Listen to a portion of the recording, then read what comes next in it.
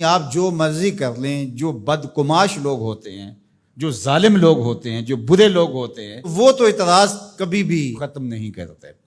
تو کوئی شخص یہ سوچ لے کہ میرے اوپر کوئی اعتراض نہ کر سکے، تو ایسا کائنات کے اندر کوئی شخص نہیں پایا جاتا کہ جس پر آج تک کسی نے کوئی اعتراض نہ کیا ہو۔ وہ جو مرضی کر لے اس کے معترض ضرور ہوں گے۔ لوگ خدا کے وجود کا انکار کرتے ہیں اور اس کے کاموں پر معترض ہیں،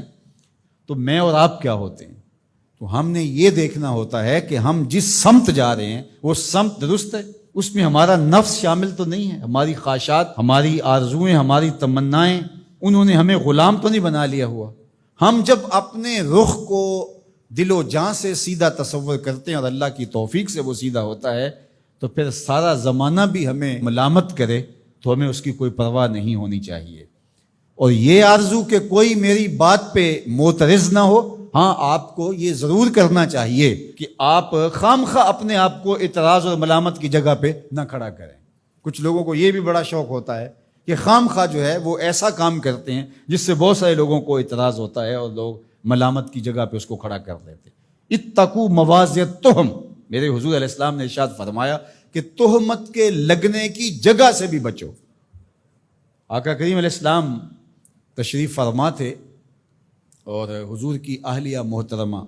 ان کو لے کر حضور رات کو ایسے نکلے، تو کوئی صحابی تھے وہ گزر رہے تھے،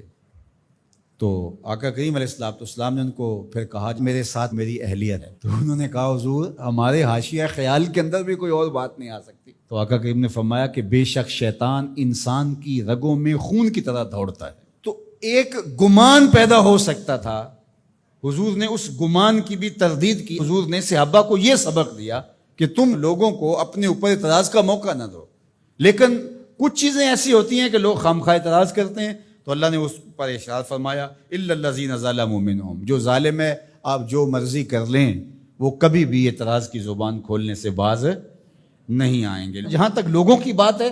تو آپ ان کی بات سے بچ نہیں سکتے، لیکن آپ نے یہ دیکھنا ہے کہ میں کہاں کھڑا ہوں، اور امکان یہی ہو کہ میرے اوپر کسی کی انگلی نہ اٹھنے پائے، میں خام خواہ لوگوں کی بدگمانی کی وجہ نہ بنوں۔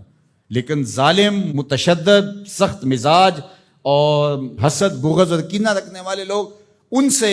آپ نہیں بچ سکتے۔ جب پیغمبر، رسول، نبی، حتیٰ کہ آپ نے سنا کہ انہوں نے کہا کہ ہمارا جبریل سے بھی اختلاف ہے، کبھی ایسا بھی ہوا ہے کہ کسی نے فرشتوں سے بھی جو ہے وہ لڑائی لڑی ہو، تو انہوں نے کہا نہیں ہمارا میکائیل سے سیٹنگ ہے لیکن جبریل سے ہمارا اختلاف ہے، تو یہ تو پھر کوئی فرشتہ بھی بن جائے تو اس پر بھی اعتراض ہوگا۔